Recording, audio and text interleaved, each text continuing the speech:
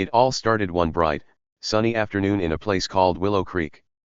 Willow Creek was a tiny little neighborhood where nothing exciting ever seemed to happen. The houses were small, the yards were green, and the streets were quiet. Kids rode bikes, dogs barked sometimes, and old people sat on porches drinking lemonade.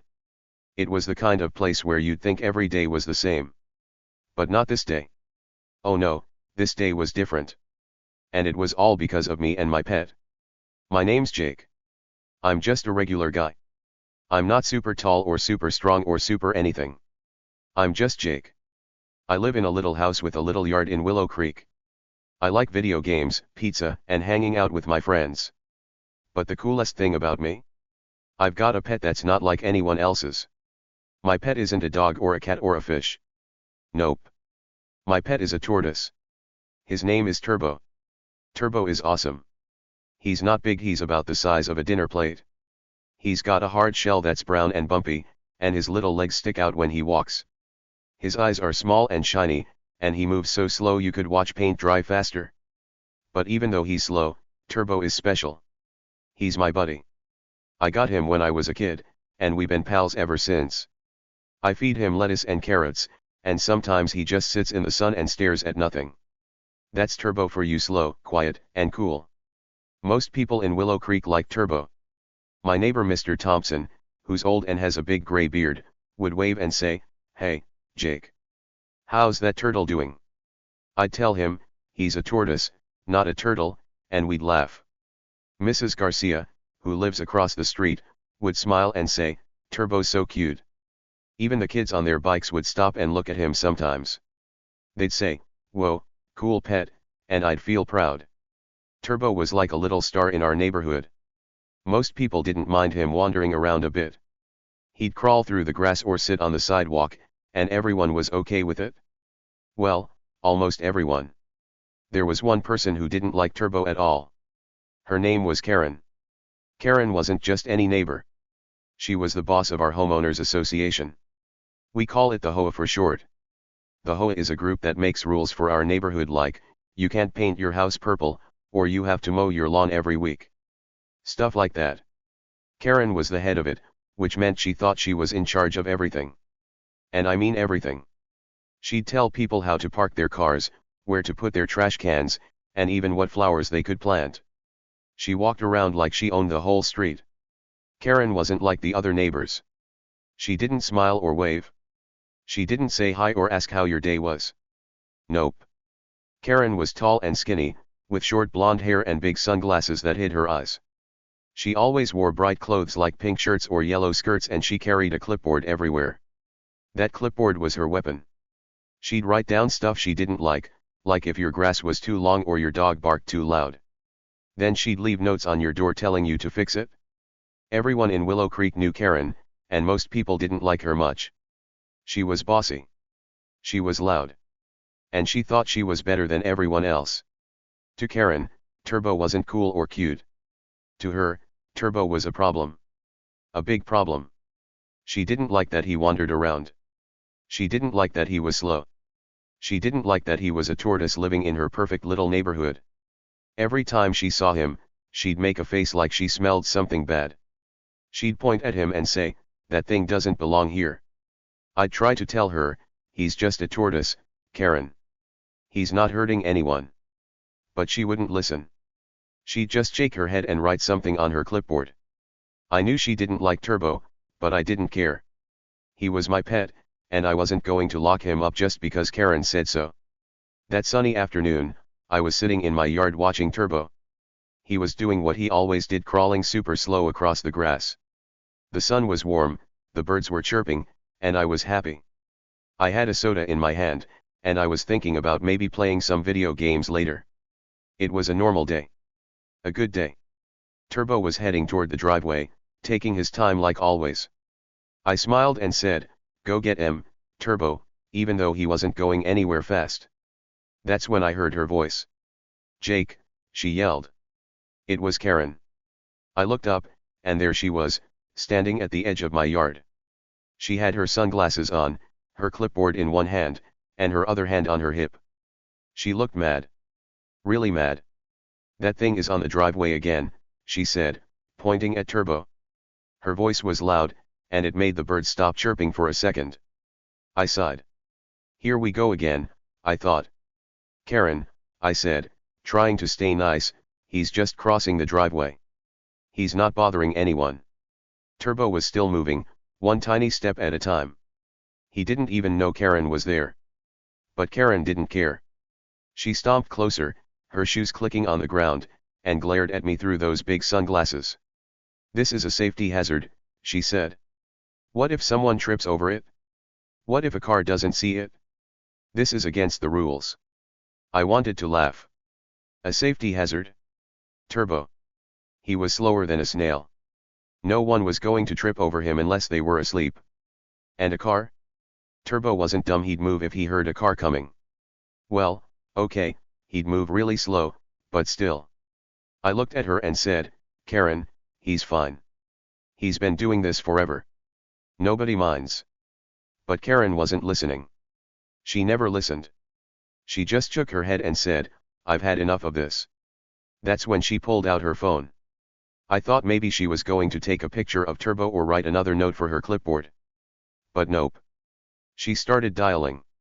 I'm calling 911, she said, holding the phone up like it was a trophy. This has gone too far. My eyes got wide. 911? For a tortoise? Was she serious?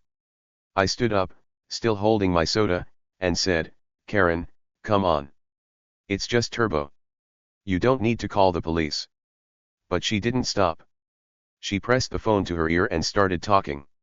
Yes, hello, this is Karen Reynolds from Willow Creek, she said, her voice all sharp and bossy. There's a dangerous animal loose in my neighborhood. I need someone here right now. I couldn't believe it. Dangerous. Turbo. The little guy who ate lettuce and slept in the sun? I looked at him, still crawling, and shook my head. This was crazy. What Karen didn't know, what nobody knew yet, was that something bigger was going on. Something way bigger than Turbo crossing the driveway. Down the street, hidden behind some trees, there was a police car. It was parked there, quiet and still, with 2 officers inside. They weren't there because of Turbo. They weren't there because of me. They were there for something else.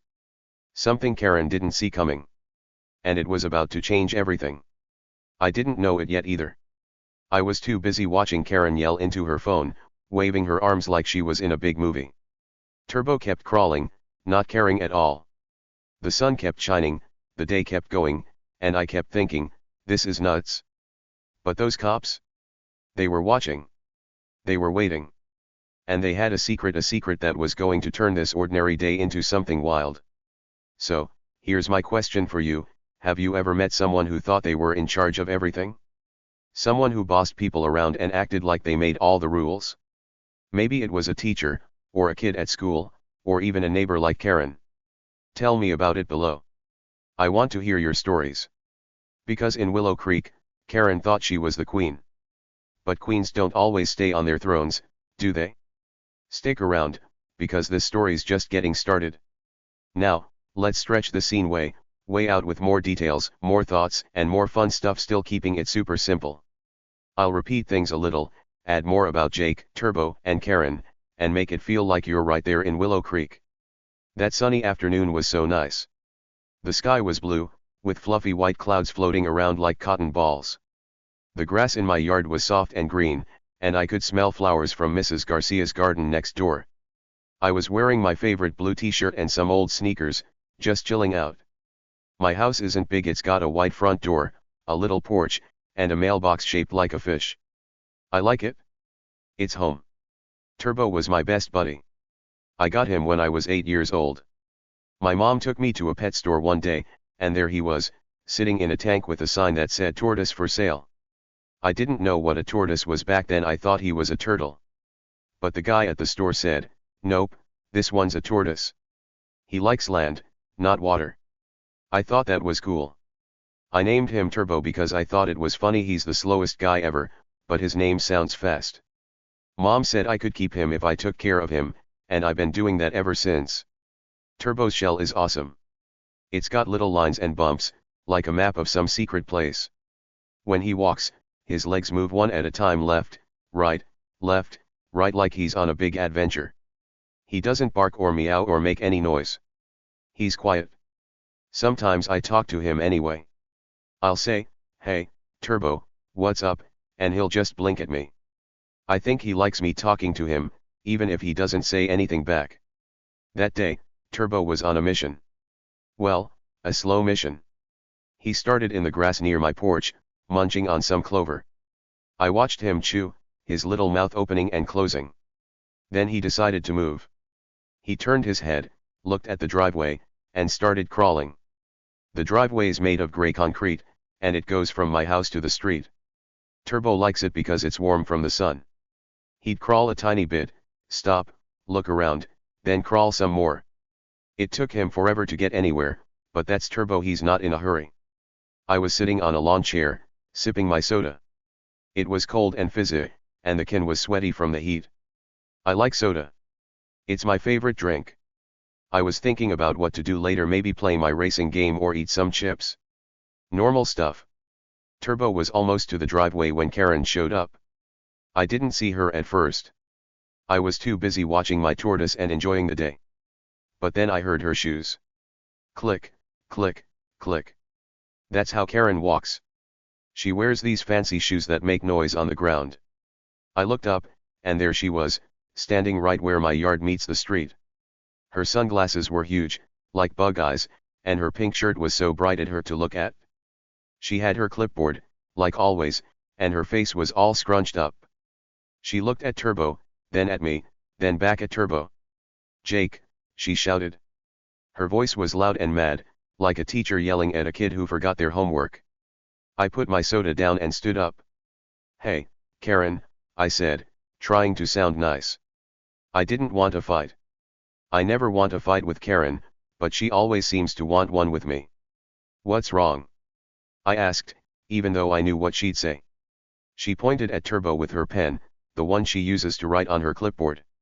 "That thing is on the driveway again," she said. Her voice was so loud I bet Mr. Thompson heard it from his house.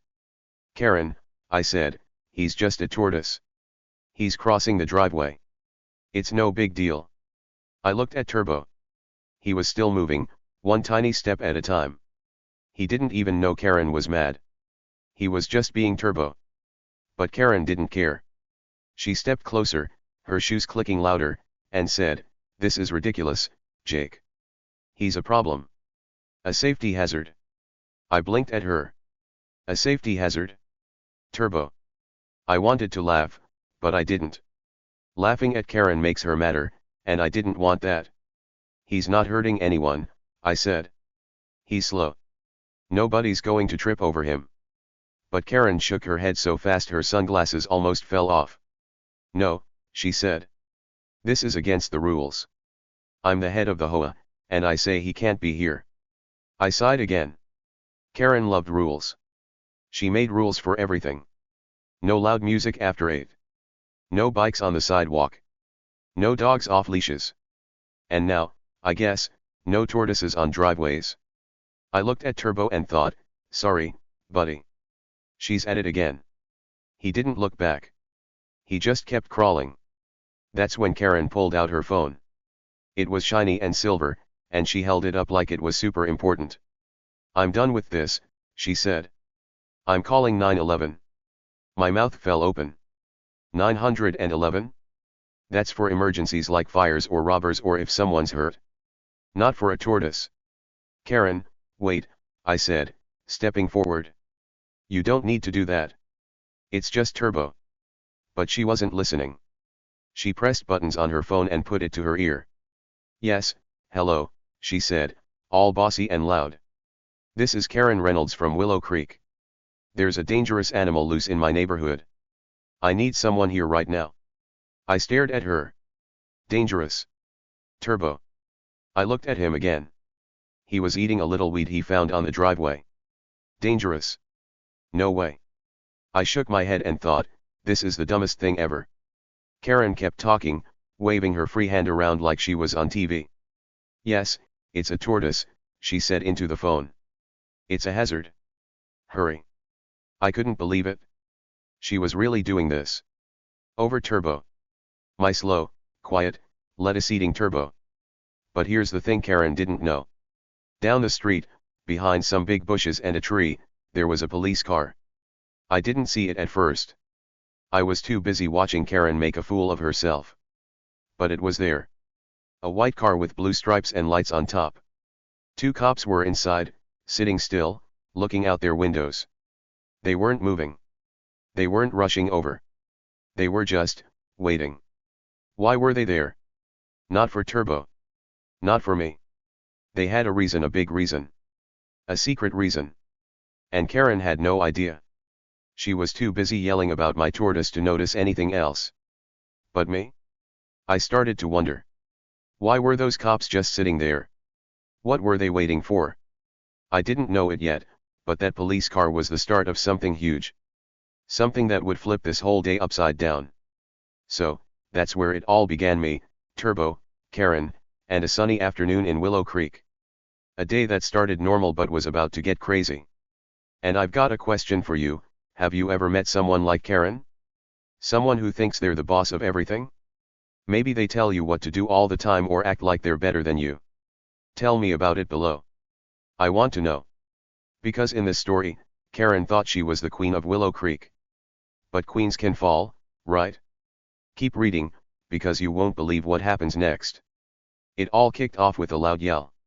I was just hanging out in my yard, minding my own business, when I heard it. Jake, someone screamed. It was Karen.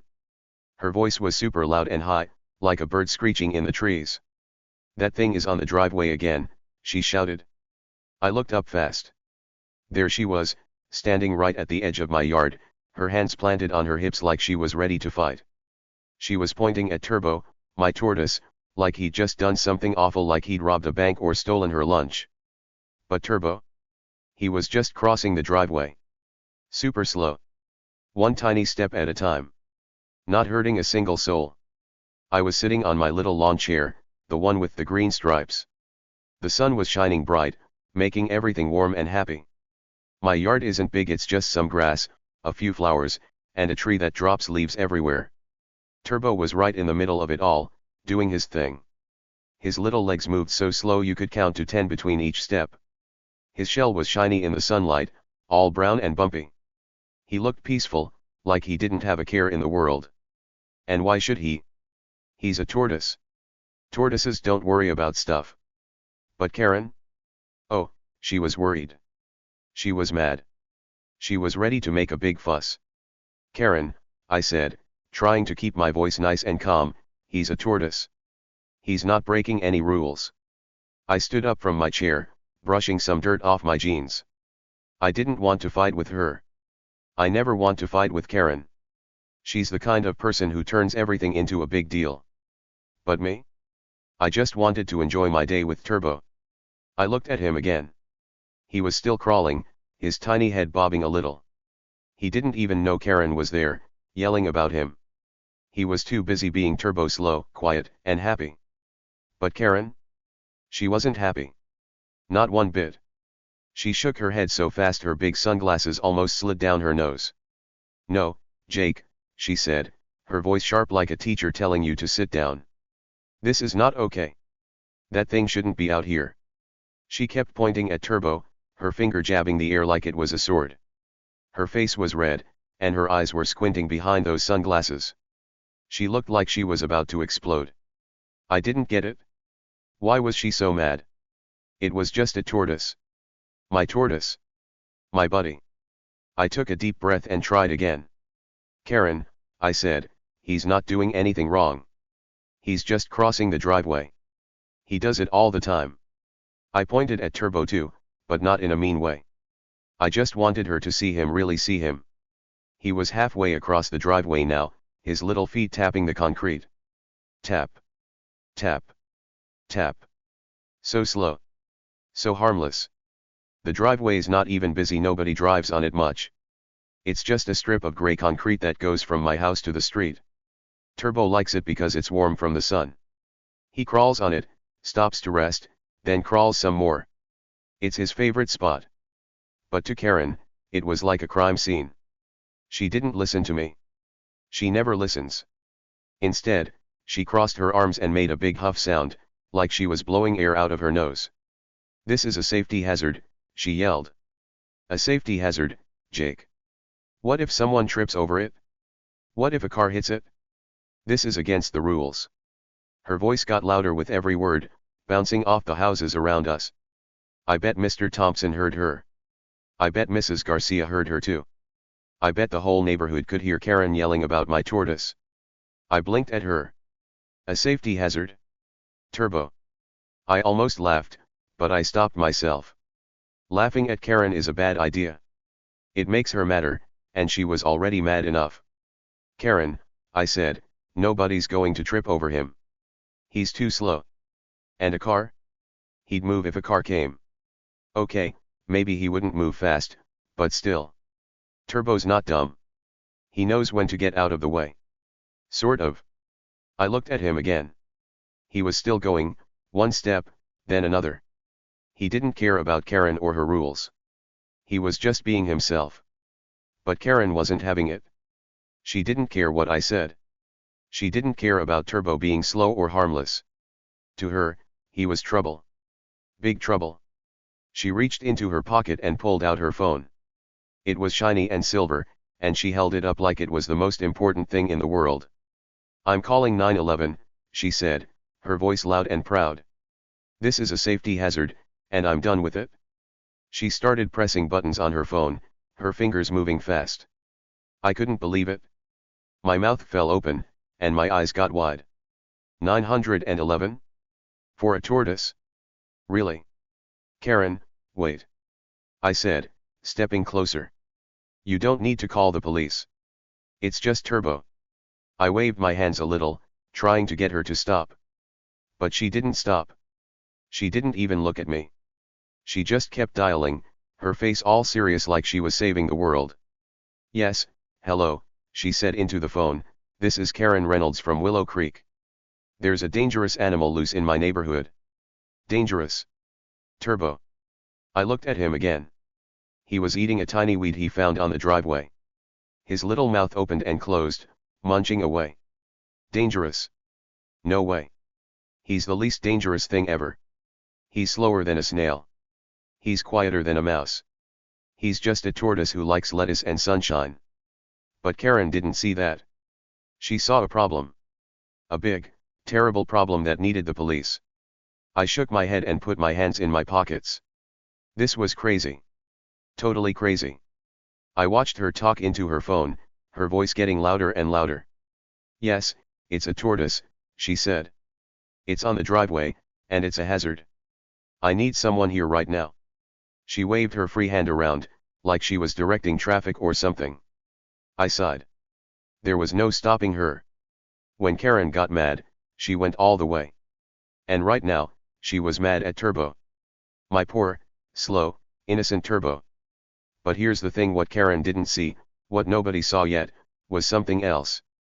Something sneaky. Something quiet. Down the street, just a little ways away, there was a police car. It wasn't moving.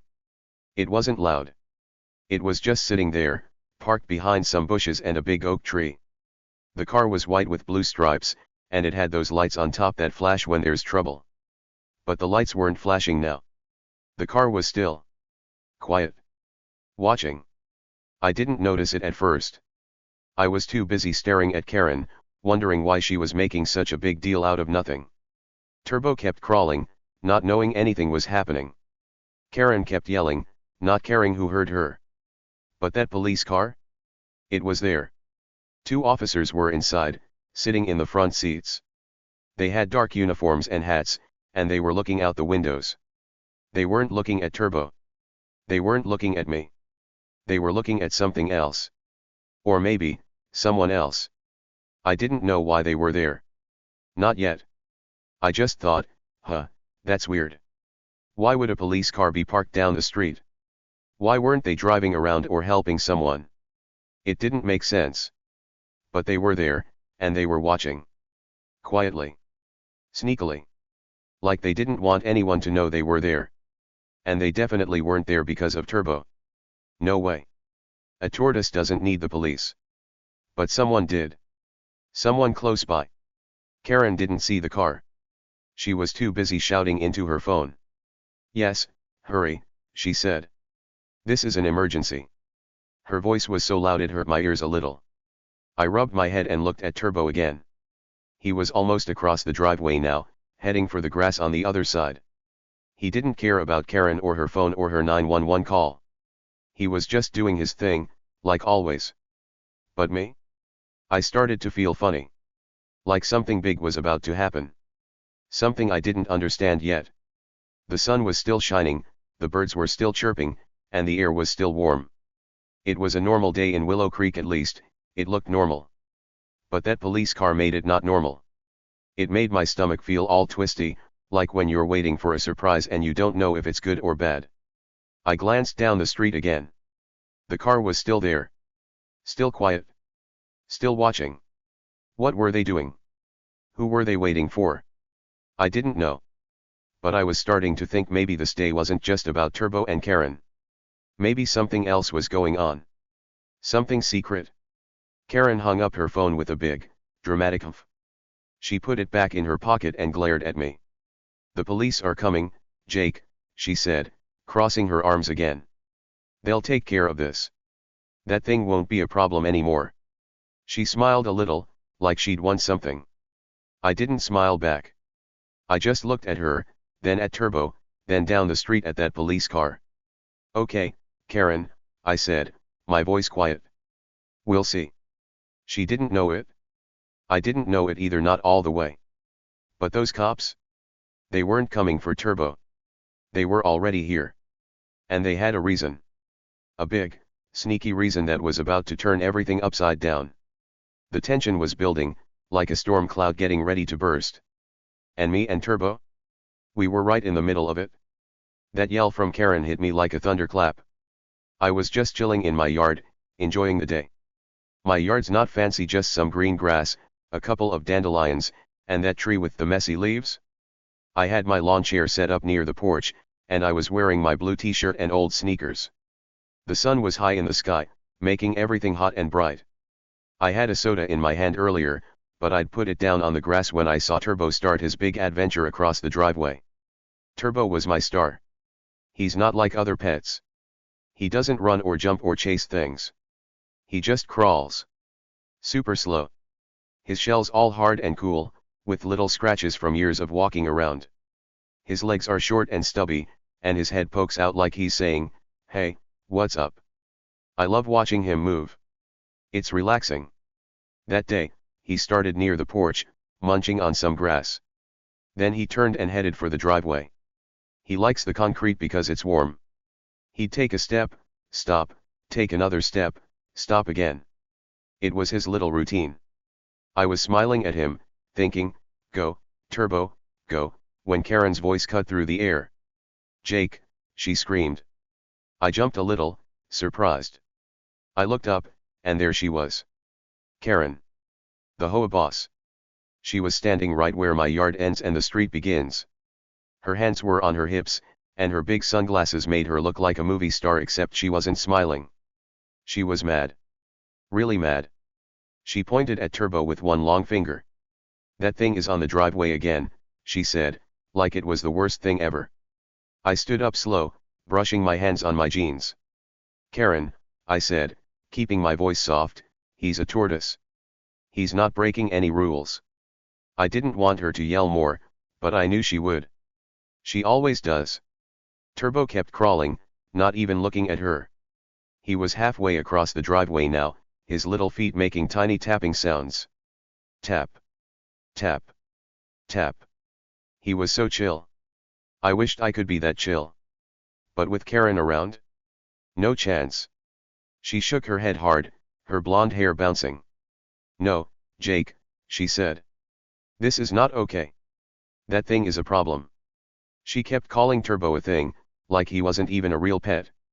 It made me mad, but I didn't show it.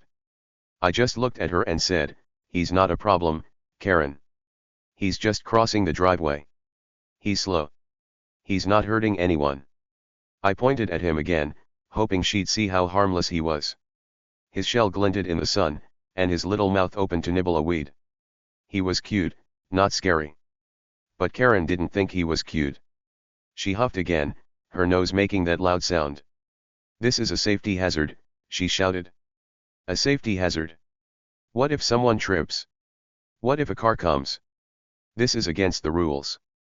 Her voice was so loud I bet the birds flew away. I looked around, wondering if anyone else heard her. Mr. Thompson's house was next door. He's old and likes to sit on his porch. Did he hear? Mrs. Garcia was across the street. She's nice and has a big garden. Did she hear? I bet they did. Karen's voice was like a megaphone. I tilted my head and said, "Karen, nobody's tripping over him. He's too slow.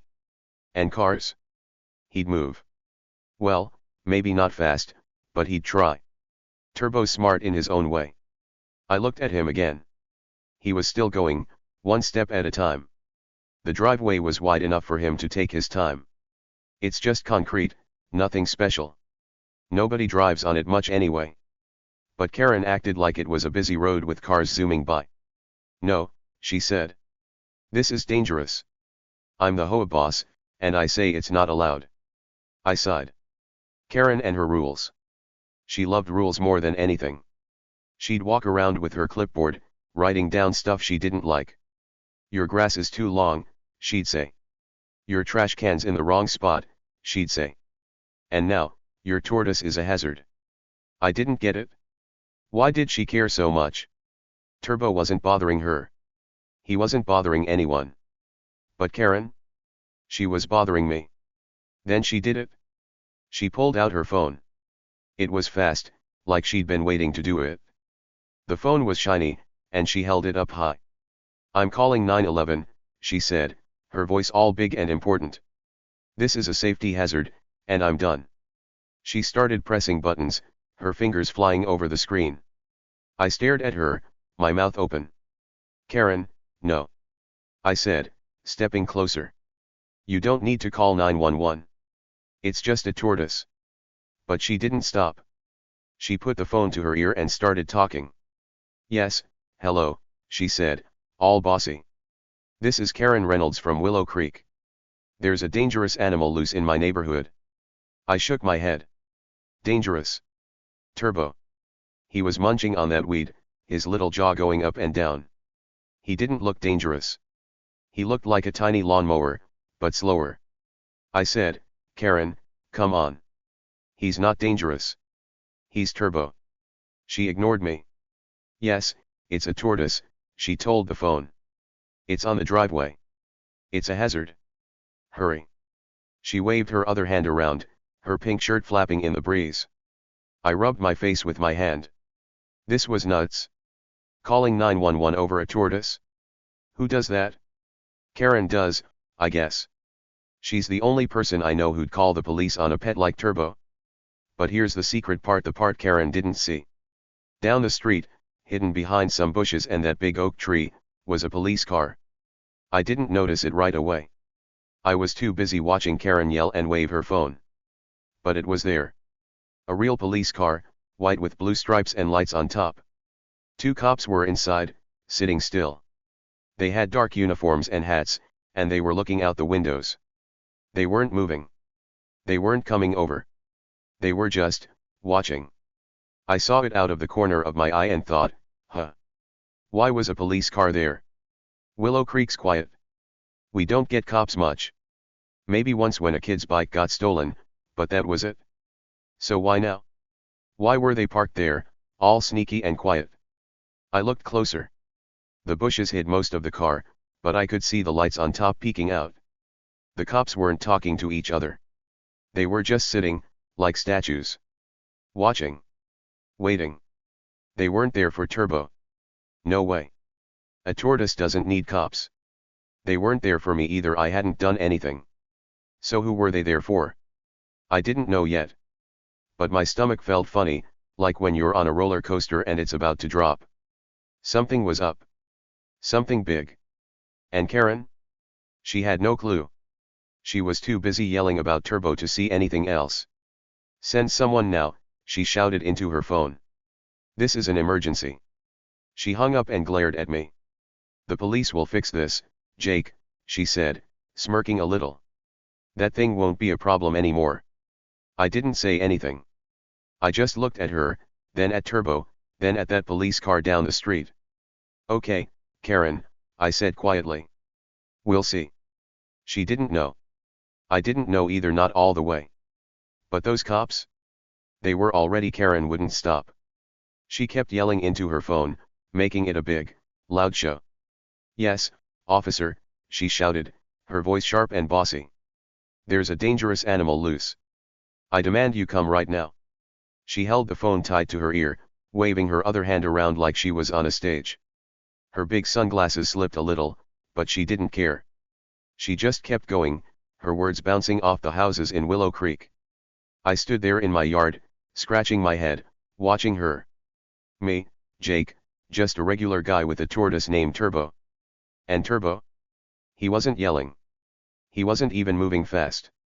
He was munching on a dandelion, his little mouth chewing slow and steady. Dangerous. Him. I almost laughed out loud. I was still in my yard, standing near my green-striped lawn chair. The sun was high, shining down on everything. My jeans were a little dirty from sitting on the grass earlier, and my blue t-shirt felt warm. Turbo was on the driveway, right where Karen didn't want him. The driveway's just a strip of gray concrete, warm from the sun. Turbo loves it there. He'd crawled all the way across it and found a dandelion growing in a crack. Now he was eating it, one tiny bite at a time. His shell looked shiny, all brown and bumpy, and his legs stuck out as he chewed. He didn't know Karen was mad. He didn't know she was calling him dangerous. He was just Turbo, doing his thing. I looked at Karen again. She was still shouting. Yes, it's a tortoise, she said into the phone. It's a hazard. Hurry. Her pink shirt flapped in the breeze, and her shoes clicked on the ground every time she moved. She was making such a fuss, like Turbo was a wild lion or a big scary dog. But he wasn't. He was a tortoise. My tortoise. My buddy. I scratched my head some more, messing up my hair. This was silly. So silly I wanted to laugh. But I didn't. Karen doesn't like laughing. It makes her madder, and she was already mad enough. Karen, I said, trying one more time, he's not dangerous. Look at him. I pointed at Turbo. He took another bite of that dandelion, his little jaw moving up and down. He didn't even look up. He was too busy eating. But Karen didn't look. She didn't care. She just kept talking, her voice loud and fast. I'm the HOA boss, she told the phone. This is my neighborhood, and I say it's a problem. She nodded her head, like she was agreeing with herself. I sighed. There was no stopping her. When Karen got an idea, she ran with it. And right now, her idea was that Turbo was trouble. I stood there, hands in my pockets, watching her. The day was still nice. The sky was blue, with a few fluffy clouds drifting by. The birds were chirping, and the air smelled like grass and flowers. My yard was quiet, except for Karen. Turbo kept munching, not making a sound. I could hear his tiny teeth on that dandelion if I listened close. Crunch. Crunch. Crunch. So slow. So peaceful. But Karen? She was the opposite. Loud. Fast. Angry. She was like a storm ruining a sunny day. Then I noticed something. Something odd. Something that made me stop scratching my head and look harder. Down the street, that police car was still there. I'd seen it before, parked behind the bushes and the big oak tree. It was white with blue stripes, and it had lights on top. 2 cops were inside, sitting in the front seats. I thought they'd come rushing over when Karen called 911. I mean, she was yelling about an emergency, right? But they didn't move. They didn't jump out. They didn't start their car. They were just, sitting there. Still. Quiet. Like they didn't hear her at all. I squinted my eyes to see better. The sun was bright, so I had to shade my face with my hand. The cops weren't looking at us. They weren't looking at Turbo or Karen or me. They were talking to each other, their mouths moving slow. One of them was holding something, a radio, maybe. He was pressing buttons and talking into it. The other cop had a piece of paper in his hand. A photo? A note? I couldn't tell from so far away. But it was something. Something important, maybe. My gut, that feeling in my stomach, told me this wasn't normal. Something bigger was happening. Something weird. Karen didn't see it. She was too busy shouting. "Yes, officer," she said again. "It's on the driveway. It's dangerous. Come now." Her voice was so loud it made my ears hurt a little. She waved her hand some more, her phone pressed tight to her ear. She didn't look down the street.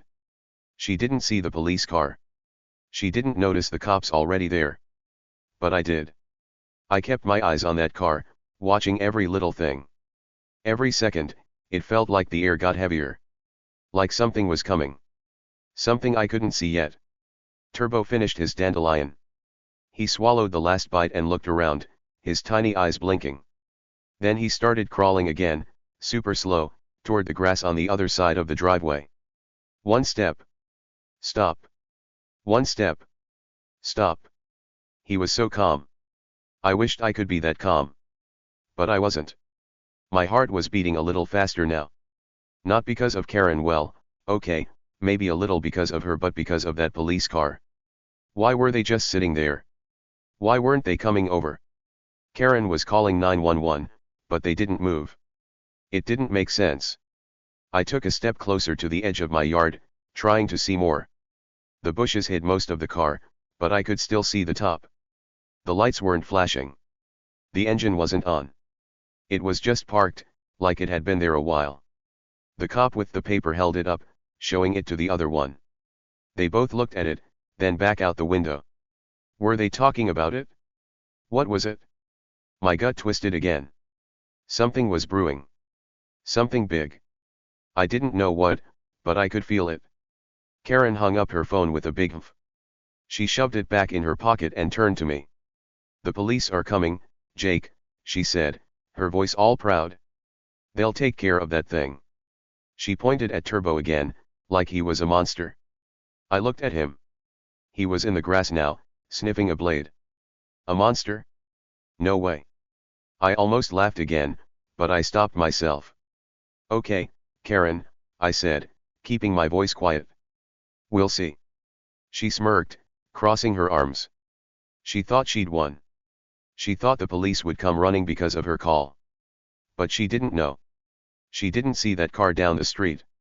She didn't see the cops already here. I did, though. I kept watching them. The cop with the radio said something else, his lips moving slow. The other one nodded, holding that paper tight. A photo? Yeah, it looked like a photo now. I squinted harder, but I was too far to see what it was. A person? A face? Something else? My gut said it mattered. My gut said it was a clue. The air felt thick now, like before a rain. Not wet, but heavy. I could still hear the birds, but they sounded far away. Turbo kept crawling, happy as ever. Karen stood there, smirking at me, thinking she was the boss. But those cops? They were the real mystery. They weren't moving. They weren't rushing. They were waiting. For what? For who? Not Turbo. Not me. Someone else. Something else. Every second made me more curious. Every second made me wonder. I glanced at Karen. She was tapping her foot now, her shoes clicking on the ground. Click. Click. Click. She looked mad, but also happy, like she'd fixed everything. "They'll be here soon," she said, nodding at me. "You'll see, Jake. That tortoise won't be a problem anymore." I didn't say anything. I just looked at her, then back at Turbo, then down the street. The police car was still there. Still quiet. Still watching. My mind started spinning. Why were they here already? Karen just called 911, but they didn't look new. They looked like they'd been parked for a while. Had they? I didn't know. I hadn't seen them pull up. I'd been too busy with Turbo and Karen. But now I couldn't stop thinking about it. That paper. That photo. Those cops. They weren't here for a tortoise. No way. This was something different. Something bigger. My gut was right, trouble was brewing. And Karen? She was too loud to notice. Turbo found another dandelion. He started chewing again, his little mouth working slow. I watched him, trying to stay calm. But my eyes kept going back to that car. The cop with the radio put it down. The other one folded the paper and tucked it in his pocket. They both looked out the window again, their heads turning slow. Were they looking at us now? I couldn't tell. The bushes were in the way. But I felt it. I felt like something was about to happen. Karen didn't feel it. She was still tapping her foot, waiting for her big win. Any minute now, she said, her voice all smug. The police will take that thing away. I looked at her and thought, you don't get it, Karen. But I didn't say it. I just stood there, watching, waiting. The air got heavier. My heart beat faster. Turbo munched on. And those cops? They stayed put. Quiet. Sneaky. Ready. Here. Watching. Waiting. And it wasn't about Turbo. The tension was growing, like a rubber band stretching tight. Something was coming. Something wild. And we were right in the middle of it. Karen's voice was like a siren. She kept yelling into her phone, over and over. Yes, officer, she said, loud and clear. There's a dangerous animal loose. I demand you come right now. She paced back and forth at the edge of my yard, her shoes clicking on the sidewalk. Click. Click. Click. Her pink shirt was bright, her sunglasses were huge, and her blonde hair bounced every time she moved. She was making a big show of it, like she was the star of some TV show. It's a tortoise, she shouted. A hazard. Hurry. She waved her free hand, pointing at Turbo like he was a criminal. I stood there, scratching my head. My hair's short and brown, and it got all messy from my fingers. I didn't know what to do. Karen was crazy. Turbo wasn't dangerous. He was my pet. My buddy. I looked at him again. He was on the grass now, past the driveway. He'd found a dandelion, a little yellow flower with fuzzy edges. He was munching it, his tiny mouth opening and closing. Crunch. Crunch. Crunch. So slow. So cute. Dangerous. Him. No way. I wanted to laugh. I could feel it bubbling up in my chest, but I swallowed it down. Laughing would make Karen mad, and she was already a volcano ready to blow. The day was still pretty. The sun was warm, the sky was blue, and the grass smelled fresh. My yard's not big, just some green patches, a few weeds, and that tree that drops leaves all the time. My house is small too, white with a red roof and a porch where I keep my bike. I was wearing my favorite blue t-shirt and old sneakers with holes in them. I'd been sitting on my lawn chair before Karen showed up, just chilling with Turbo. Now I was standing, watching her yell. Turbo didn't care. He kept eating, his little head bobbing. He was so calm. I wished I could be that calm. Karen, I said again, soft and slow, he's not dangerous. He's just eating a flower. I pointed at him, hoping she'd look. Really look. But she didn't. She shook her head hard, her sunglasses slipping more. No, Jake, she said. This is serious. It's a safety hazard. I'm the HOA boss, and I say it's not allowed. She kept talking into her phone, her voice getting louder. Yes, officer. Right now. It's an emergency. She nodded, like the person on the phone could see her. I sighed and put my hands in my pockets. There was no talking to her. Karen was like a wall you couldn't get through. She thought she was right about everything. She thought Turbo was a big problem. But he wasn't. He was just a tortoise. My tortoise. I'd had him since I was a kid. I got him at a pet store with my mom. He was tiny then, smaller than my hand. Now he's bigger, about the size of a plate. His shell's all scratched up from years of crawling around. He likes lettuce, carrots, and dandelions. He's slow and quiet and perfect. But to Karen? He was a monster. Then I saw it. The odd thing. The thing that made me stop and think. Down the street, that police car was still there. I'd noticed it before, but now I really looked. It was parked behind some green bushes and a big oak tree with thick branches. The car was white with blue stripes, and it had those lights on top that flash when there's trouble. But the lights weren't flashing. The car wasn't moving. It was just sitting there, quiet as a mouse. 2 cops were inside, wearing dark uniforms and hats. They weren't getting out. They weren't driving over. They were just there. I squinted to see better. The sun was in my eyes, so I held my hand up like a visor. The cops were doing something. One of them had a radio, a little black box with buttons. He was talking into it, his mouth moving slow. The other cop was holding something else. A piece of paper. I squinted harder. It looked like a photo, maybe. A square of white with colors on it. He held it up, showing it to the first cop. They both looked at it, then out the window. Not at us. Not at Turbo. Somewhere else. My gut twisted. That feeling in your stomach when something's not right? I had it. Big time.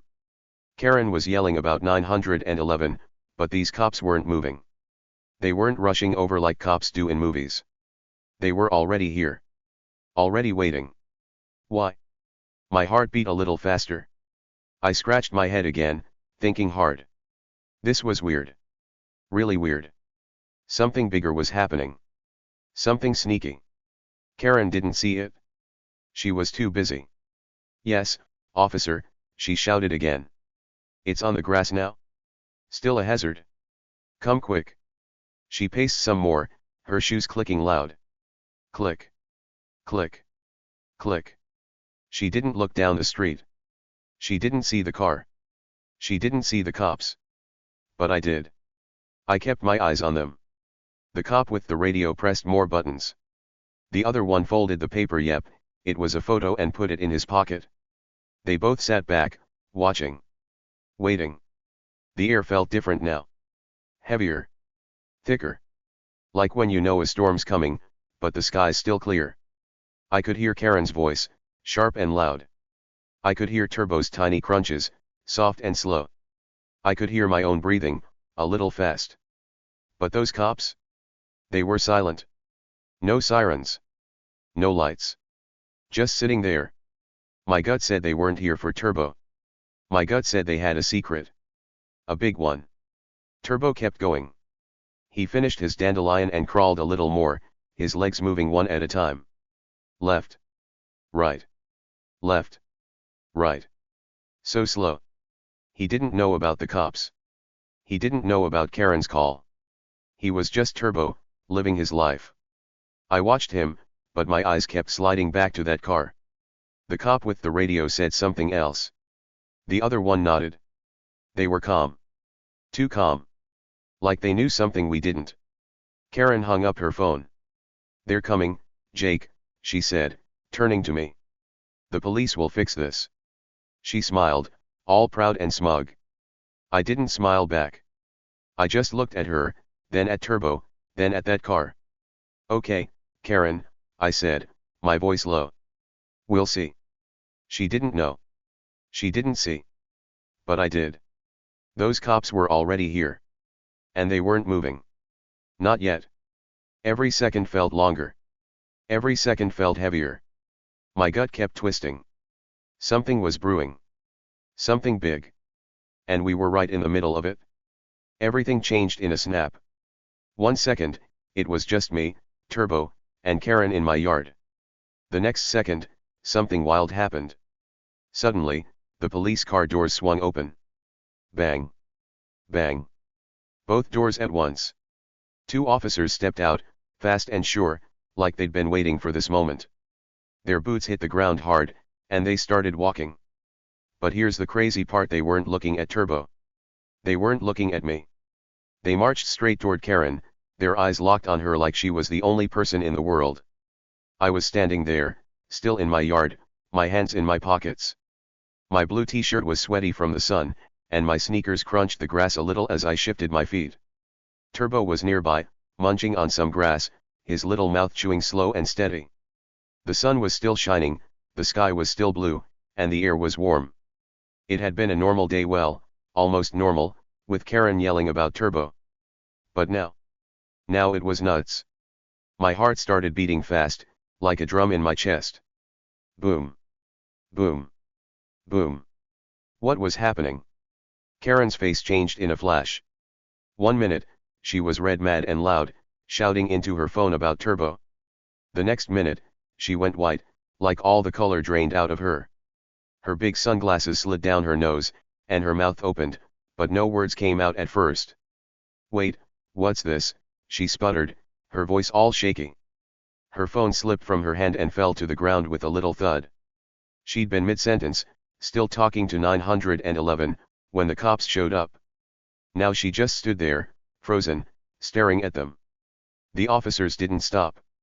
They kept walking, straight to her. They were tall and serious, wearing dark blue uniforms with shiny badges on their chests. One had a hat pulled low over his eyes, and the other had short black hair. Their boots made loud thumps on the sidewalk. Thump. Thump. Thump. They didn't smile. They didn't look at Turbo crawling in the grass. They didn't look at me scratching my head. They only looked at Karen. Ma'am, one officer said, his voice strong and firm, like a teacher calling your name when you're in trouble. Are you Karen Reynolds? He stood right in front of her now, close enough that she had to look up at him. His badge glinted in the sun, and his eyes were hard, like he wasn't messing around. Karen blinked fast, her mouth still open. She nodded, just a little, like she wasn't sure what to say. Why yes, she stammered. That's me. Her hands shook a tiny bit, and she pushed her sunglasses back up, trying to act normal. But she didn't look normal. She looked scared. Then it happened. The big moment. The officer reached into his pocket and pulled out that paper, the one I'd seen him holding in the car. He unfolded it slow, holding it up so Karen could see. It wasn't just any paper. It was a warrant. A special paper that says you're in big trouble with the law. You're under arrest, he said, his voice loud and clear. For fraud and embezzlement. We've been tracking you for weeks. My jaw hit the ground. I mean, my mouth fell open so wide I could have caught flies. Karen. Stealing. No way. I couldn't believe it. My head spun, and my eyes got big. I looked at Karen, then at the cops, then at Turbo, then back at Karen. This was huge. This was wild. Karen, the bossy HOA lady who yelled about rules and wrote stuff on her clipboard, was a thief? My brain couldn't keep up. I just stood there, staring, my hands still in my pockets. Karen's face went even whiter, if that was possible. What? She said, her voice all high and squeaky. Fraud? Embezzlement? No, no, no. That's a mistake. She shook her head fast, her blonde hair flying around. Her sunglasses fell off this time, landing on the ground next to her phone. She didn't pick them up. She just kept talking, her words tumbling out. I didn't do anything. You've got the wrong person. But the cops didn't look like they thought it was a mistake. They looked sure. Really sure. The second officer stepped closer, pulling out handcuffs from his belt. They were shiny and silver, clinking as he held them up. Ma'am, he said, his voice calm but strong, put your hands behind your back. Karen's eyes got huge, like saucers. No, she yelled. This is crazy. I didn't steal anything. But the first officer held up the warrant again. We have proof, he said. You've been taking money from the HOA. Thousands of dollars. Money for sidewalks and flowers. It's all here. He tapped the paper with his finger. My jaw was still on the ground. I couldn't close my mouth. Karen. Stealing. From the HOA? I thought back to all the times she'd bossed us around. She'd say, we need money for new benches, or pay your dues for the playground. We all gave her cash, me, Mr. Thompson, Mrs. Garcia, everyone in Willow Creek. We thought it was for good stuff, like fixing the sidewalks or planting pretty flowers. But no. She'd been sneaking it. Taking it for herself. Thousands of dollars. My head hurt just thinking about it. Turbo didn't care. He was still munching on his grass, his little mouth chewing slow. Crunch. Crunch. Crunch. He didn't know Karen was in trouble. He didn't know the cops were here. He was just Turbo, my tortoise, living his slow, happy life. But me? I was stuck in place, watching it all. The cops, the warrant, Karen freaking out. It was like a movie, but real. And here's the funniest part: Karen had called 911 on Turbo, thinking he was the problem. But the cops? They were already coming for her. Fraud and embezzlement, the first officer said again, like he wanted to be extra clear. We've been watching you for weeks. We've got bank records. We've got witnesses. You're done, Ms. Reynolds. Karen shook her head harder, her hair a mess now. No, she shouted. This is a lie. I'm the HOA boss. I don't steal. But the second officer didn't wait. He grabbed her arms, gentle but firm, and put the handcuffs on her wrists. Click. Click. They snapped shut, and Karen's hands were stuck behind her back. I couldn't believe my eyes. My jaw was still open, and my heart was racing. Karen. Handcuffs. Arrested. It was too much. I looked at Turbo again. He was still chewing, his tiny eyes blinking in the sun. He didn't know his big enemy, the lady who hated him, was getting taken away. I almost smiled, but I was too shocked. Karen kept yelling. Let me go, she said. This is wrong. I'll sue you. I'll call my lawyer. But the cops didn't listen. They'd heard it all before, I guess. The first officer picked up her phone and sunglasses from the ground. You can call your lawyer from the station, he said, his voice flat. He handed them to the second officer, who put them in a little plastic bag. Evidence, maybe. I didn't know how it worked, but it looked serious. Karen's face twisted up, like she was going to cry or scream or both. No, she said again. You can't do this. I'm Karen Reynolds.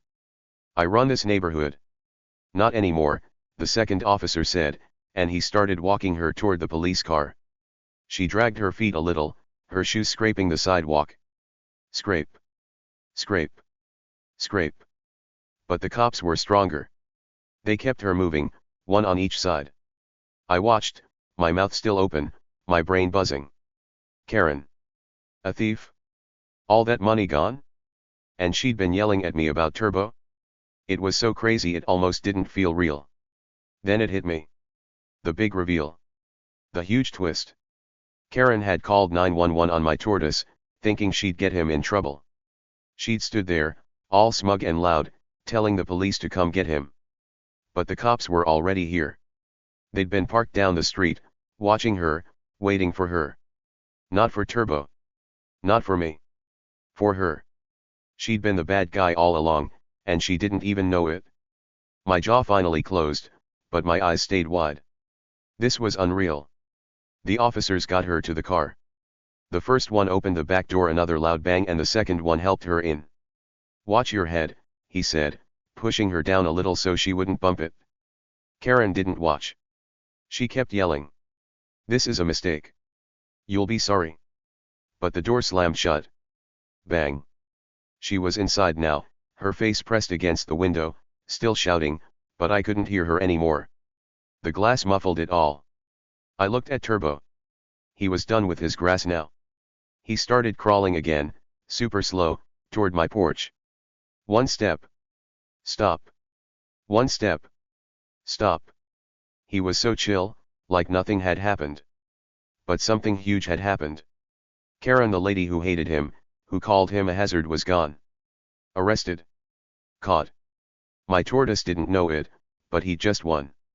I almost laughed again, but I was still too shocked. The cops didn't look at me. They didn't say anything to me. They just got in their car, one in the driver's seat, one in the passenger's seat. The engine started with a low rumble. RRRRRMMM. The lights on top stayed off, but the car pulled out from behind the bushes. Slow at first, then faster. They drove right past my yard, right past Turbo, right past me.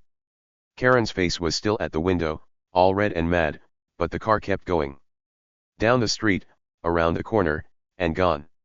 I stood there, alone with Turbo. My jaw was closed now, but my head was spinning. Karen. Stealing. Arrested. It was the wildest thing I'd ever seen.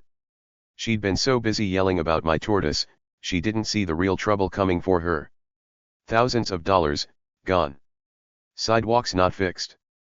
Flowers not planted. All because of her. And me and Turbo? We were just here, watching it all go down. That moment the doors swinging open felt like a thunderclap. I was in my yard, still shocked from Karen's 911 call. My hands were in my pockets, my sneakers dirty from the grass. The sun was hot, making my blue t-shirt stick to my back. Turbo was near me, crawling slow, his shell shiny in the light. He'd finished his dandelion and moved to some grass, chewing away. Crunch. Crunch. Crunch. He was so calm, so happy. But then bang. Bang, the police car doors flew open, and everything got loud and fast. 2 officers stepped out. They were big and tall, with dark uniforms that looked serious. One had a hat, pulled low so I couldn't see his eyes. The other had short black hair and a badge that sparkled. Their boots hit the ground hard. Thump. Thump. Thump. They didn't look around. They didn't stop. They marched straight toward Karen, like arrows flying at a target. My heart jumped. What was this? I looked at Turbo. He didn't care. He kept chewing. But me? I couldn't move. My eyes were glued to the cops. Karen was still on her phone, mid-yell. Yes, officer, it's a tortoise, she was saying, all loud and bossy. Then she saw them. Her face went funny red 1 second, white the next. Her big sunglasses slid down, and her mouth opened wide. Wait, what's this? She sputtered, her voice all wobbly. Her phone slipped from her hand and hit the ground. Thud. She didn't pick it up. She just stared at the cops, her hands shaking a little. She didn't look like the HOA boss anymore. She looked small. Scared. The officers didn't slow down. They walked right up to her, their boots loud on the sidewalk. Thump. Thump. Thump. The first one, the one with the hat, stopped in front of her. Ma'am, he said, his voice deep and firm, are you Karen Reynolds? He stood tall, his badge shining. Karen blinked fast, like she didn't know what to say. Why yes, she said, her voice tiny now. She nodded, just a little, her sunglasses still hanging low. She looked confused, like she didn't get it. I didn't get it either, not yet. Then the big reveal came. The officer pulled out that paper from his pocket. I'd seen it in the car, a white square with something on it. He unfolded it slow, like it was a treasure map. It was a warrant. I didn't know what that word meant at first, but I figured it out fast. You're under arrest, he said, loud and clear. For fraud and embezzlement. We've been tracking you for weeks. He held the warrant up, showing it to her. Karen's eyes got huge, and she stepped back a little. What? She said. Fraud? Embezzlement? No way. My jaw dropped. I mean, it fell open so fast I heard it click. Karen. Stealing. My brain stopped working for a second. I looked at her, then at the cops, then at Turbo. He was still chewing, his little mouth moving slow. But me? I was stuck. Fraud. Embezzlement. Those were big words, but I knew what they meant. Stealing. Cheating. Karen, the lady who yelled at me about Turbo, had been taking money. My head spun like a top. The second officer stepped up, pulling out handcuffs. They were silver and shiny, clinking in his hands. Put your hands behind your back, he said, calm but strong. Karen shook her head fast. No, she yelled. This is a mistake. I didn't steal anything. Her voice was loud again, but it was different now, panicked, not bossy. The first officer tapped the warrant. We've got proof, he said. You took money from the HOA. Thousands of dollars. 4 sidewalks. 4 flowers. It's all here. My eyes got wider. Thousands of dollars. From the HOA? I remembered giving her money, $5 here, $10 there. For the park, she'd say. For new signs. We all gave her cash, me, Mr. Thompson with his gray beard, Mrs. Garcia with her garden. We thought it was for good stuff. But no. She'd kept it. Stolen it. My jaw stayed open, and my hands came out of my pockets. Karen. A thief? It was too big to believe. Turbo kept munching. He didn't know. His little legs moved slow, carrying him closer to the porch. One step. Stop. One step. Stop. He was so chill. But me? My heart was pounding. Boom. Boom. Boom. The cops weren't here for him. They were here for her. Karen had called 911 on my Tortoise, thinking she'd win. But the cops? They'd been watching her for weeks. Waiting for her. Not for Turbo. For her. It was so wild I couldn't think straight. The second officer grabbed her arms. Hands behind your back, he said again. Karen pulled away a little. No, she shouted. Let me go. This is wrong. But he didn't let go. He put the handcuffs on, quick and sure. Click. Click. They snapped shut, and her hands were locked. She yanked at them, but they didn't budge. I didn't do it, she said. You'll see. This is a mistake. But the first officer shook his head. No mistake, he said. We've got everything. Bank stuff. People who saw you. You're caught. I watched, my mouth still open. Karen in handcuffs. Karen arrested? It was like a dream. She'd been so mean, so loud, always telling me Turbo was bad. And now she was the bad one. The first officer picked up her phone and sunglasses. You can call someone later, he said, handing them to the other cop. They went in a bag, and Karen's face twisted more. No, she yelled. I'm the HOA boss. You can't do this. But they could. They did. They started walking her to the car. She dragged her feet, her shoes scraping loud. Scrape. Scrape. Scrape. Let me go, she kept saying. I'll sue you. But the cops didn't care. They got her to the car and opened the back door. Bang. Watch your head, the second officer said, pushing her in. She didn't. She kept yelling, even as the door slammed shut. Bang. Her face pressed against the window, all mad and messy, but the car muffled her voice. I looked at Turbo. He was by the porch now, sniffing the air. He didn't know Karen was gone. He didn't know she'd lost. I almost smiled. The cops got in the front seats, and the car started. RRRRRMMM. It pulled out, slow at first, then faster. Past my yard. Past Turbo. Past me. Down the street and gone. Karen thief, liar, HOA boss was caught. And all because she called the cops on my Tortoise, not knowing they were already here for her. It all ended right there on my driveway. The officers cuffed Karen, and it happened so fast it felt like a movie. Their shiny silver handcuffs clicked around her wrists, click, click, and she couldn't move her hands anymore. She stood there, right on that gray concrete driveway, with Turbo still chewing his dandelion nearby. His little mouth went crunch, crunch, crunch, super slow, like nothing big was going on. But something big was going on. Karen the loud, bossy HOA lady was caught. Caught red-handed. And me? I just watched, my sneakers planted on the grass, my blue t-shirt sweaty from the sun. Karen didn't give up easy. She tried to argue, her voice loud and shaky. This is a mistake, she yelled, pulling at the handcuffs. A big misunderstanding. You've got the wrong person.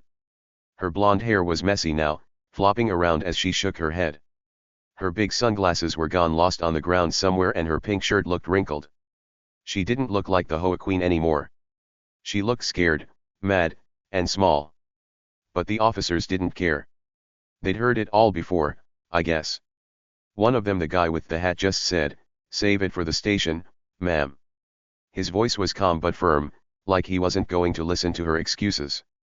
Turbo kept chewing. He was so close, just a few steps away from Karen and the cops. His dandelion was almost gone now, just a little yellow stub in his mouth. Crunch. Crunch. Crunch. His shell shone in the sun, all brown and bumpy, and his tiny legs stuck out as he ate. He didn't know what was happening. He didn't know Karen was in trouble. He didn't know she'd called him a dangerous animal and tried to get him taken away. He was just Turbo, my Tortoise, doing his slow, happy thing. I looked at him and smiled a little. He was fine. He was safe. Karen. Not so much. The neighbors started peeking out their windows. I didn't see them at first, I was too busy watching the cops and Karen. But then I noticed. Across the street, Mrs. Garcia's curtains moved. She's the nice lady with the big garden full of roses and daisies. Her face popped up, her eyes wide, staring at the police car. Next door, Mr. Thompson's blinds twitched. He's old, with a big gray beard, and he likes to sit on his porch with his dog. Now he was at the window, his nose almost touching the glass. Down the street, the Miller kids' 2 boys with bikes pressed their faces against their front door. Everyone was looking. Everyone was curious. Whispers spread fast. I didn't hear them yet, it was still just me, Turbo, and the cops on the driveway. But I knew it was coming. Willow Creek is small. News travels like a fast bike down a hill. By the next day, everyone knew. Everyone talked. Karen's a crook, they said. She stole money, they whispered. The HOA boss is a thief, they gasped. It was all over the neighborhood, from house to house, like a game of telephone. Karen wasn't the queen she pretended to be. She wasn't the big, bossy lady who made rules and yelled at people. She was a crook. A sneaky, stealing crook. And now everyone saw it. The cops started walking Karen to their car.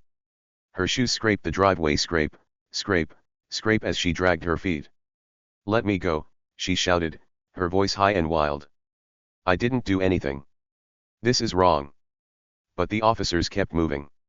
One held her arm on the left, the other on the right.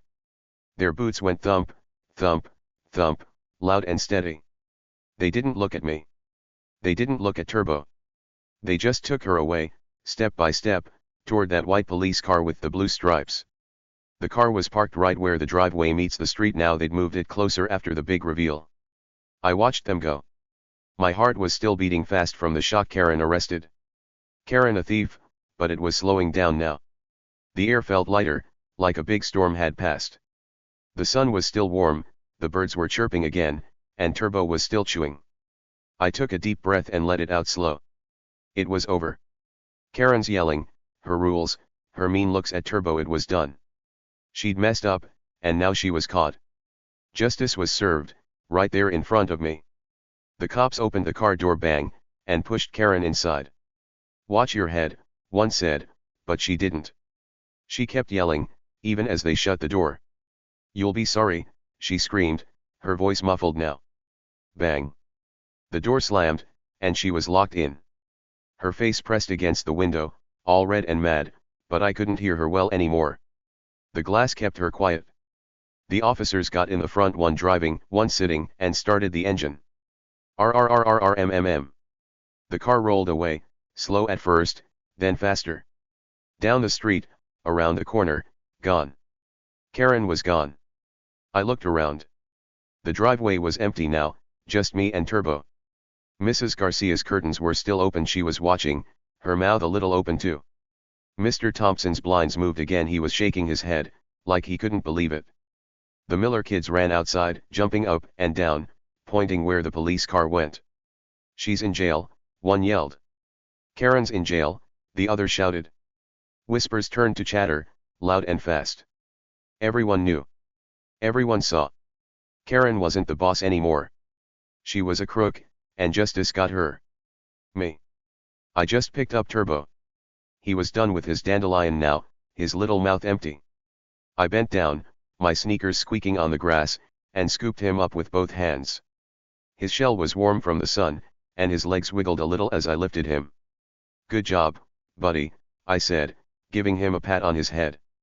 His tiny eyes blinked at me, slow and calm. He didn't know he'd won. He didn't know Karen, the lady who hated him, was gone. But I knew. I smiled big, bigger than I had all day. Turbo was safe. I was safe. And Karen? She wasn't coming back to bother us. I carried Turbo to my porch. It's a little wooden porch with a railing and a chair where I sit sometimes. I set him down on the boards, and he started crawling again, super slow. One step. Stop. One step. Stop. I sat next to him, my legs dangling off the edge. The sun was lower now, turning the sky orange and pink. It was pretty. Peaceful. I took another deep breath and let it out. The day had been wild, Karen yelling, cops showing up, handcuffs clicking, but now it was quiet. Now it was good. The HOA got a new leader after that. Not right away, but soon. A few days later, we had a meeting. Everyone in Willow Creek came: Mrs. Garcia with her flower apron, Mr. Thompson with his dog, the Miller kids with their bikes. We sat in Mrs. Garcia's backyard, on chairs and blankets, talking about what happened. Karen stole the money, Mr. Thompson said, his voice grumbly. Thousands of dollars. Mrs. Garcia nodded. No more flowers. No new sidewalks. All gone. The Miller kids giggled. She's in jail now, one said. Everyone agreed Karen couldn't be the boss anymore. We picked someone new. Her name's Ms. Patel. She's nice, with long black hair and a big smile. She lives down the street and has a cat named Mittens. At the meeting, she stood up and said, I'll be fair. I'll use the money right. No stealing. We all clapped. Ms. Patel didn't care about tortoises crossing driveways. She didn't care about little rules like Karen did. She just wanted Willow Creek to be happy. Turbo's welcome here, she told me later, patting his shell. I liked her. She was way better than Karen. And Karen? She had bigger problems than my pet now. Way bigger. The cops took her to jail, and people said she'd stay there a while. Stealing thousands of dollars isn't a little thing, it's a big deal. She'd have to talk to judges and lawyers and maybe pay back all that money. I didn't know all the details. Grown-up stuff is hard, but I knew she wasn't coming back to yell at me or Turbo. She wasn't the HOA queen anymore. She was just Karen, the crook who got caught. The next day, I sat on my porch again. Turbo was with me, crawling around. The sun was up, the birds were singing, and Willow Creek felt different. Better. Neighbors waved at me: Mrs. Garcia, Mr. Thompson, even the Miller kids. Hey, Jake, they said. Hey, Turbo. They didn't whisper about Karen anymore, they just smiled. Justice was served, and we all felt it. Karen's big throne was gone, and Turbo? He was the real winner, chewing his grass like nothing ever happened. Cuffs went on fast. Click. Click. Right there on my driveway, with Karen standing in the middle. The officers held her arms, one on each side, and she couldn't move. Her pink shirt was all wrinkled now, her hair a big mess. Turbo was so close, just a few feet away, chewing his dandelion like it was any other day. Crunch. Crunch. Crunch. His little mouth moved slow, his shell warm in the sun.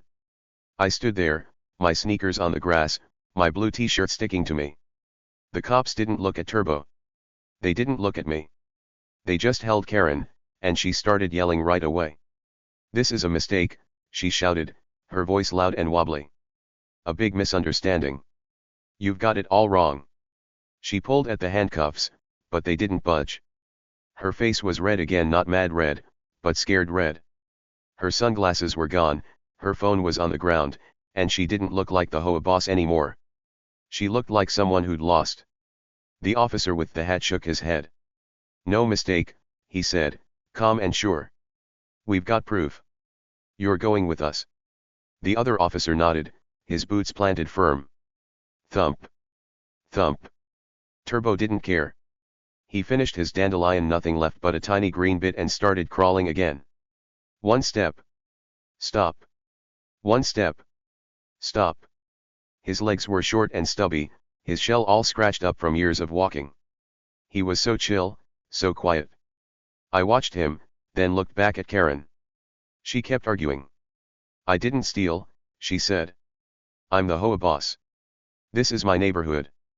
But the cops didn't listen. They'd heard it all before, I bet. They just started walking her away, their boots loud on the driveway.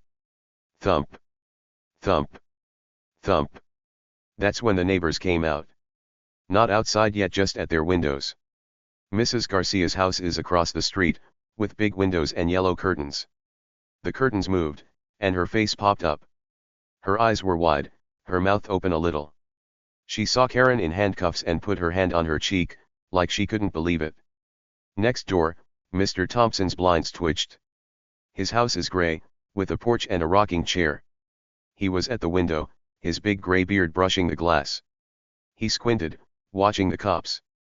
Down the street, the Miller kids, two boys with short hair and loud voices, pressed their noses against their door. Everyone was peeking. Everyone was shocked. Whispers started fast. I didn't hear them yet. The cops were still there, and Karen was still yelling.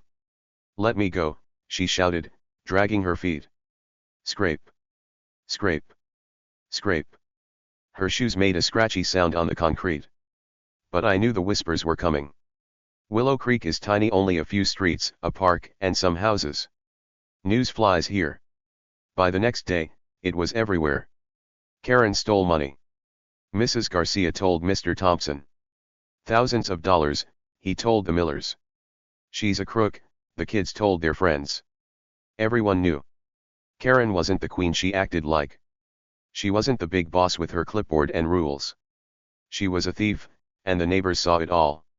The cops got her to the car. It was parked right at the end of my driveway now, white with blue stripes and lights on top. The officer with the hat opened the back door, bang, and the other one pushed her in. "Watch your head," he said, his voice low. Karen didn't watch. She kept yelling. "This is wrong. You'll be sorry." Her hair got caught in her face as she ducked inside. The door slammed shut, bang, and she was locked in. Her face smashed against the window, all red and wild, but the glass made her quiet. I could see her mouth moving, but the sound was gone. I looked at Turbo. He was still crawling, heading for the grass near my porch. His little eyes blinked slow, his mouth empty now. I bent down, my knees creaking a little, and picked him up. His shell was warm and hard, and his legs wiggled as I held him. "Good job, buddy," I said, patting his head with my finger. He didn't know what he'd done. He didn't know Karen, the lady who hated him crossing driveways, was gone. But I knew. I smiled big, my teeth showing. Turbo was the winner, even if he didn't try. The police car started. RRRRRMMM. The engine growled, and the officers got in, one driving, one sitting. They didn't say anything to me. They didn't wave or nod. They just drove off, slow at first, then faster. Past my house, past Mrs. Garcia's, past Mr. Thompson's. Down the street, around the corner, gone. Karen was gone too, locked in the back, her yells fading away. The driveway was quiet now. Just me, Turbo, and the sun sinking low. The neighbors kept watching. Mrs. Garcia opened her window a crack. "Jake," she called, her voice soft but surprised. "Is she really gone?" I nodded, holding Turbo up a little. "Yeah," I said. "She's in trouble now." Mrs. Garcia shook her head, her gray hair bouncing. "Stealing. From us." Mr. Thompson came out on his porch, his dog barking once. "Good riddance," he yelled, waving his cane. The Miller kids ran into their yard, jumping up and down. "Jail! Jail!" they chanted, laughing loud. Whispers turned to shouts, and Willow Creek buzzed. I took Turbo to my porch. "It's small, just some wood planks and a railing, but it's mine." I set him down, and he started crawling again. "One step. Stop. One step. Stop." I sat next to him, my legs hanging off the edge. The sky was turning orange, pretty and calm. I leaned back on my hands, feeling the wood under me. Karen was gone. Justice was here. She'd tried to get Turbo in trouble, but she'd gotten herself caught instead. It felt right. It felt good. The next day, everyone talked. I walked to the park, me and Turbo, slow as always.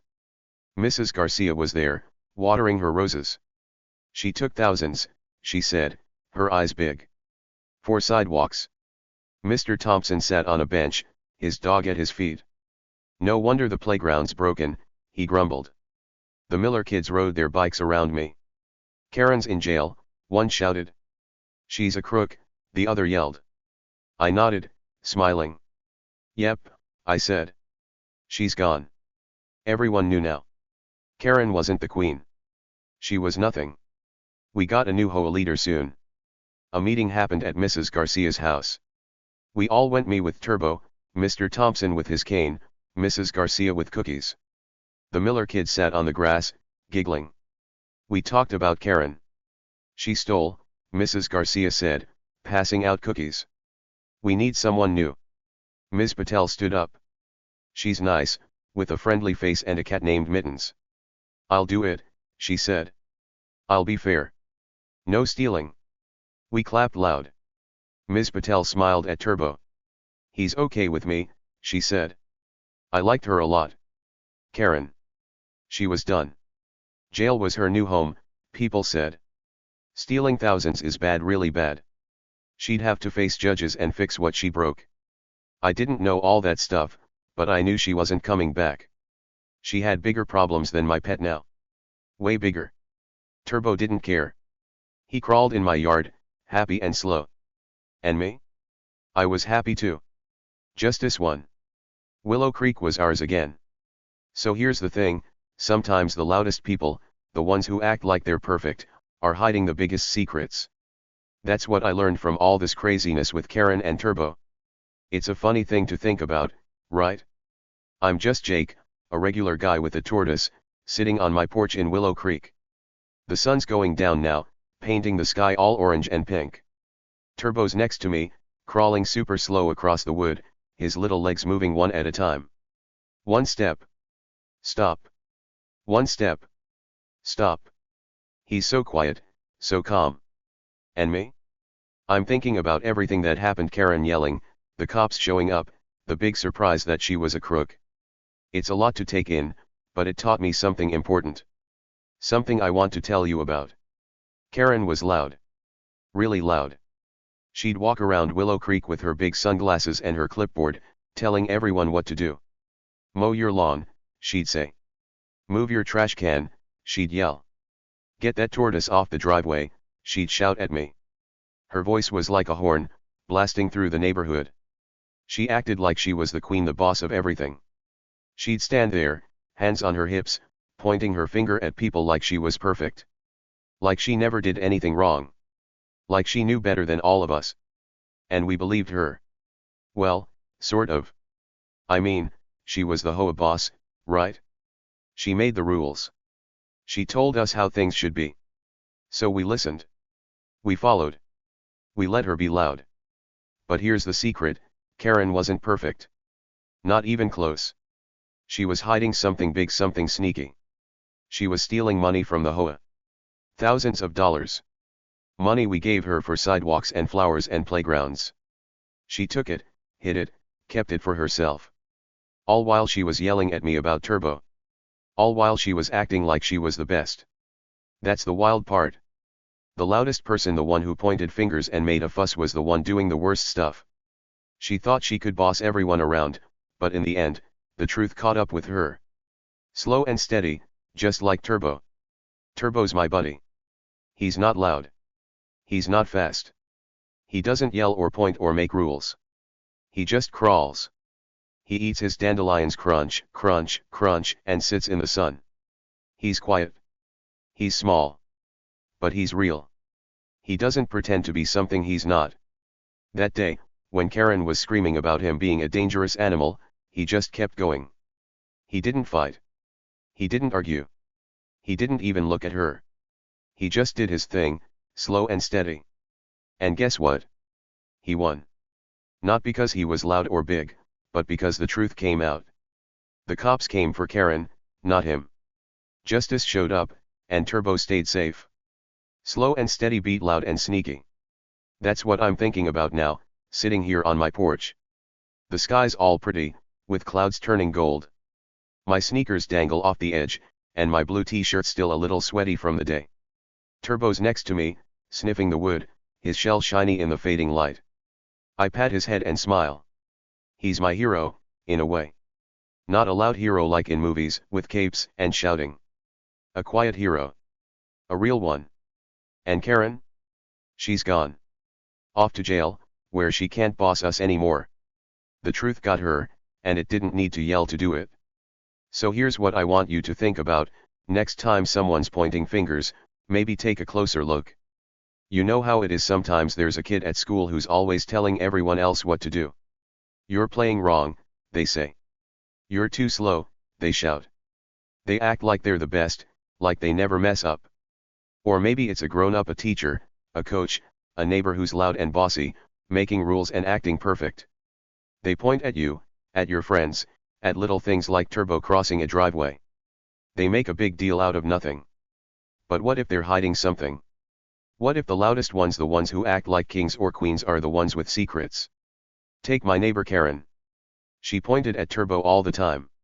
He's a hazard, she'd yell. He doesn't belong. She made me feel small, like I was doing something bad just by having him. But she was the one doing bad stuff.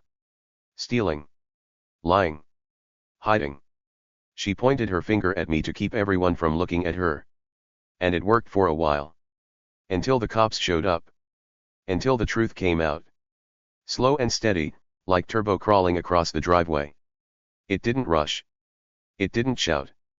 It just kept going until it got her. I've seen it other places too. Like at school, when I was a kid. There was this boy, Tommy, who was super loud. He'd run around the playground, telling everyone how to play tag. "You're out," he'd yell. "You're too slow." He acted like he was the king of recess. But one day, the teacher caught him sneaking candy from her desk. He'd been taking it for weeks, hiding it in his pockets, while he bossed us around. The loud kid, the one pointing fingers, was the one sneaking stuff. Just like Karen. It's funny how that happens, isn't it? Or think about my cousin, Lisa. She's older than me, and she used to babysit me. She'd tell me, "Don't eat cookies before dinner," or "Turn off the TV." She was loud, always acting like she knew everything. But then my mom found out Lisa was eating the cookies herself, whole handfuls, when I wasn't looking. She'd point at me, blame me, but she was the one with crumbs on her shirt. The loud one, the bossy one, had a secret. Just like Karen with her stolen money. So maybe it's a pattern. Maybe the people who shout the loudest, who act like they're perfect, are trying to hide something. They point at you, at me, at Turbo, so no one looks at them. But the truth? It's sneaky. It's quiet. It's slow like Turbo. It doesn't need to yell. It just keeps going until it's there, big and clear, for everyone to see. Karen thought she could boss us forever. She thought her loud voice and her clipboard made her safe. But they didn't. The truth caught her, and it didn't care how loud she was. I look at Turbo now, crawling on my porch. His little feet tap the wood, tap, tap, tap, so soft you barely hear it. He's not loud. He's not bossy. He's just him. And he's the one still here, while Karen's gone. That makes me think. Maybe being quiet, being real, is stronger than being loud and fake. Maybe the truth likes the slow ones, the steady ones, better than the big talkers. Turbo didn't fight Karen. He didn't yell back. He just kept being Turbo, and that was enough. The cops did the rest. Justice did the rest. Slow and steady one. Next time someone's pointing fingers, I'm going to look closer. Like, really close. If a kid at the park says, "You're playing wrong," I'll wonder what they're hiding. If a grown-up yells, "Do it my way," I'll think, what's behind that? Because you never know. You never know what's really going on behind the scenes. Karen taught me that. She was loud, pointing at Turbo, making a fuss. But behind her? A big secret. A sneaky, stealing secret. And it got her in the end. I lean back on my porch, my hands on the wood. The sky's dark now, with stars popping out.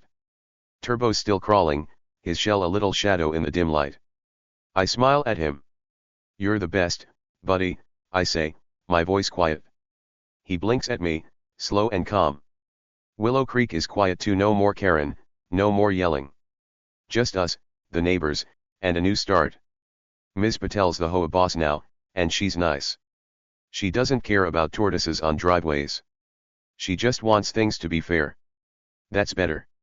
That's good. So here's my big thought for you: don't always trust the loud ones.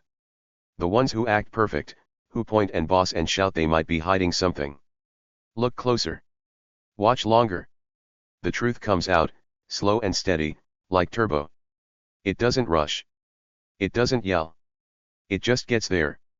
And when it does, it's big. It's real. Karen found that out. She thought she was the queen, but she fell. Turbo stayed. I stayed. And Willow Creek got better. Think about it next time. When someone's loud, when they're pointing, ask yourself, what's behind them? What's the secret? You never know what's really going on. But if you wait, if you watch, the truth shows up. Slow and steady wins. Just like Turbo. So here's the thing, sometimes the loudest people, the ones who act like they're perfect, are hiding the biggest secrets. That's what I figured out after everything with Karen. I'm Jake, just a guy with a tortoise named Turbo, sitting on my little porch in Willow Creek. The sun's gone now, and the sky's all dark with tiny stars twinkling. My sneakers dangle off the edge, my blue t-shirt cool in the night air. Turbo's next to me, crawling slow across the wood. Tap. Tap. Tap. His little feet are so quiet, his shell a dark shape. I'm thinking about Karen loud, bossy Karen and how it all ended. It's a big lesson, and I want to share it with you. Karen was the loudest person I knew. She'd march around our neighborhood, her shoes clicking click, click, click telling everyone what to do. Cut your grass, she'd yell at Mr. Thompson. No bikes on the sidewalk, she'd shout at the Miller kids. That tortoise is a hazard, she'd scream at me. Her voice was big, like a megaphone. She wore bright pink shirts and big sunglasses, carrying her clipboard like a shield. She acted like she was the queen of Willow Creek. Like she was perfect. Like she could boss us all and never be wrong. And we let her. We listened. We followed her rules well, most of us did. I didn't always, because of Turbo. But she was loud, and loud people feel strong. She pointed fingers a lot. At me, at Turbo, at everyone. You're breaking the rules, she'd say, her finger jabbing the air. She made me feel bad sometimes, like I was wrong for having Turbo. She'd stand on my driveway, hands on her hips, yelling about him being dangerous. I'd say, he's just a tortoise, Karen, but she didn't care. She kept pointing, kept shouting. She acted like she was better than me, better than all of us. Like she never messed up. Like she was perfect. But she wasn't. Oh no, she wasn't. Here's the secret, Karen was hiding something huge. She was stealing. Yep, stealing money from the HOA money. Thousands of dollars we gave her for good stuff, like fixing sidewalks or planting flowers. She took it, hid it, used it for herself. All while she was yelling at me about Turbo. All while she was acting like the perfect queen. That's the crazy thing, the loudest person, the one pointing fingers, was the one doing the worst stuff. She thought she could boss us forever, but the truth caught up. Slow and steady, just like Turbo. Turbo's my best pal. He's not loud at all. He's quiet. He's slow. He crawls across my yard or my porch, tap, tap, tap, eating his grass or dandelions. Crunch. Crunch. Crunch. His shell's all bumpy and brown, scratched from years of moving around. His legs are short, his eyes tiny and shiny. He doesn't yell. He doesn't point. He doesn't boss anyone. He's just Turbo, doing his thing. That day Karen got caught, he was there, chewing away, not caring about her noise. He didn't fight her. He didn't shout back. He just kept going, slow and steady. And he won. How'd he win? The truth helped him. The cops came not for him, but for Karen. She'd called 911, pointing at Turbo, saying he was the problem. But the cops were already watching her. They knew her secret. They had proof papers, bank stuff, everything. They cuffed her, took her away, and Turbo stayed. He didn't do anything big or loud. He just kept being himself, and the truth did the rest. Slow and steady beat loud and sneaky. That's what I'm thinking about now, watching him crawl in the dark. The porch is quiet. My house is small, white with a red roof, and the yard's just grass and a tree. I'm sitting here, my hands on the wood, feeling it under me. The stars are bright, the air cool. Turbo's next to me, his little feet tapping. I pat his shell, it's hard and smooth, and smile. He's not a loud hero. He's not like the ones on TV, with fast cars and big voices. He's a quiet hero. A real one. Karen was loud, but she lost. Turbo was quiet, but he stayed. That's a big deal. That's something to remember. So here's what I want you to think about: next time someone's pointing fingers, take a closer look. You know how it goes. Maybe there's a kid at school, loud and bossy. You're doing it wrong, they yell. You're too slow. They point at you, at your friends, acting like they're perfect. Or maybe it's a grown-up, a teacher, a parent, a neighbor who's always shouting orders. Do this. Do that. They act like they never mess up, like they're the boss of everything. But what if they're hiding something? What if the loud ones, the ones pointing, are the ones with secrets? Karen was like that. She pointed at Turbo all the time. He's bad, she'd say. He's a hazard. She made a big show of it, yelling loud so everyone heard. But she was the bad one. She was stealing, sneaking, lying. She pointed at Turbo to keep us from looking at her. And it worked until it didn't. The truth came, slow and steady, like Turbo crossing the driveway. It didn't rush. It didn't shout. It just got there, and bam, Karen was caught.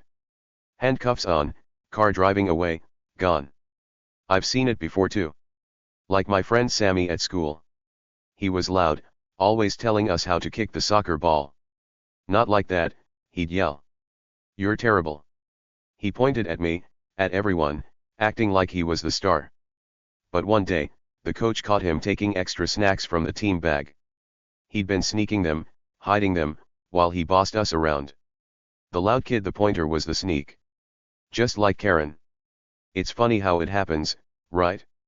Or my Aunt Mary. She'd come over and say, "Don't leave dishes in the sink." She'd point at me, loud and bossy. But then my mom found out she wasn't washing her own dishes at home, piling them up for days. The loud one, the pointer, had a secret mess. Just like Karen with her stolen money. It's everywhere if you look: loud people hiding stuff, pointing to keep you from seeing. So maybe that's the trick. Don't just listen to the loud ones. Look closer. Watch longer. The truth's quiet. It's slow. It's like Turbo, it doesn't need to yell. It just keeps going until it's there. Karen thought she was safe with her big voice and her rules. She thought she could point at Turbo and win. But the truth didn't care. It caught her, steady and sure, and she fell. Turbo stayed. I stayed. Willow Creek got better. I leaned back, looking at the stars. They're tiny but bright, all over the sky. Turbo's still crawling, tap, tap, tap his shell, a little bump in the dark. I smile big. You're awesome, buddy, I whisper. He blinks at me, slow and happy. The neighborhood's quiet now, no Karen, no yelling. Just peace. Ms. Patel's the new HOA boss, and she's fair. She likes Turbo. She doesn't point or shout. That's how it should be. So here's my big idea for you: don't trust the loud ones every time. The ones who act perfect, who point and boss, they might be hiding something. Look behind them. Wait a little. The truth comes, slow and steady, like Turbo. It doesn't need to be loud. It just needs to be real. Karen learned that. She fell because of it. And Turbo? He showed me how strong quiet can be. Next time someone's pointing, think about it. You never know what's really going on behind the scenes. But if you watch, you'll see.